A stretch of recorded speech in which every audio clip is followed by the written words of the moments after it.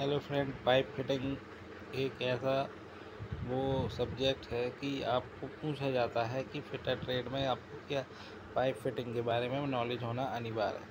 तो pipe fitting अधिक लंबाई के लिए नहीं होते। पाइपलाइन की दिशा भी सीधी न होकर किसी कोण में रखी जा सकती है। इसके अतिरिक्त अलग अलग व्यास के पाइपों को भी जोड़ने की आवश्यकता पड़ती है। इस प्रकार पाइपलाइनों में अलग अलग क्रियाएँ करके जब पूरी फिटिंग कर ली जाती है तो उसे अपन पाइप फिटिंग कहते हैं।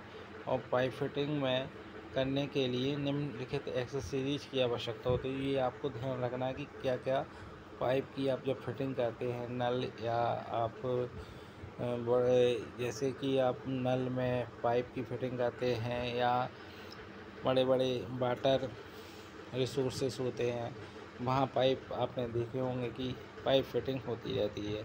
तो जैसे घरों में पाइप फिटिंग होती है तो उसमें आप यूज़ करते हैं सॉकेट का। तो सॉकेट एक ही व्यास के दो पाइपों को सीधी लाइनों में जोड़ने के लिए ही सॉकेट का प्रयोग किया जाता है। इसमें इंटरनल थ्रेड कटी होती है।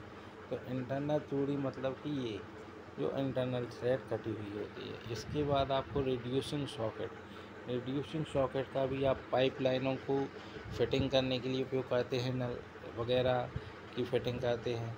तो इस अलग अलग व्यास वाले दो पाइपों को जोड़ने के लिए इनका प्रयोग किया जाता है।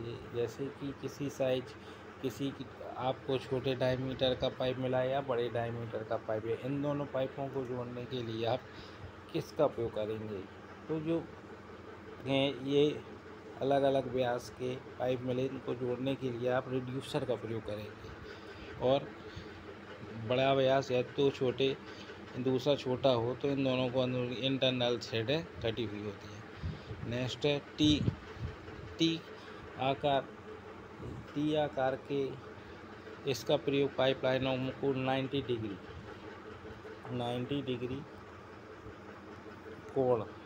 डिग्री कोण में पाइपलाइनों को ले जाने के लिए किया जाता है। एल्बो पाइपलाइनों को 90 डिग्री के कोण में बदलने के लिए एल्बो का प्रयोग किया जाता है। इसके बाद आप क्रॉस पाइपलाइन को दोनों ओर 90 डिग्री पाइपलाइनों को ले जाने के लिए प्रयोग किया जाता है। यूनियन पाइपलाइनों की लंबाइयों को जोड़ने के लिए किया जाता है और प्रयोग करते समय पाइपलाइन को अव्यवस्थित करने की आवश्यकता नहीं होती। प्लग पाइपलाइन के किसी सिरे को बंद करने के लिए प्लग का प्रयोग किया जाता है।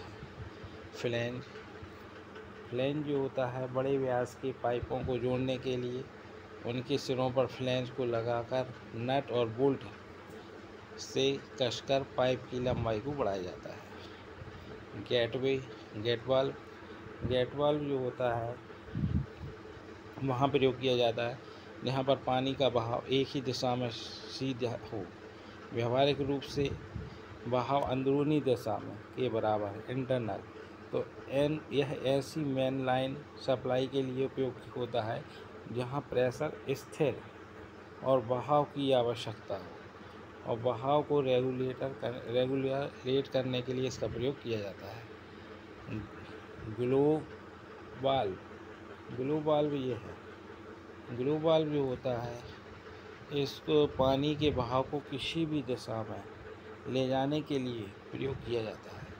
इसमें पाइपलाइनों में दोनों दिशाओं में स्थापित किया जाता है। नॉन रिटर्न वाल्व जो होता है पाइपलाइन में पानी को एक ओर से ले जाने के लिए इसका प्रयोग किया जाता है। पाइपलाइन में इसकी क्रिया ऑटोमेटिक होती है। यह ब्रॉन्ज से बनाया जाता है। स्विमिंग चेक वाल्व जो होता है इसे पाइपलाइन में वहाँ पर प्रयोग किया जाता है जहाँ पर पानी में पूर्ण बहाव की आवश्यकता होती है। इसमें फ्लैप पानी के बहाव को कंट्रोल करता है। टेप ये आपने देखा होगा, आपके घर में लगे हुए होते हैं नल, इनको टेप बोलते हैं और इनका प्रयोग पानी के बहाव को चलाने रोकने के लिए किया जाता है। इसके हैंडल को घुमाकर आवश्यक मात्रा में पानी का बहाव लिया या रोका जा सकता है।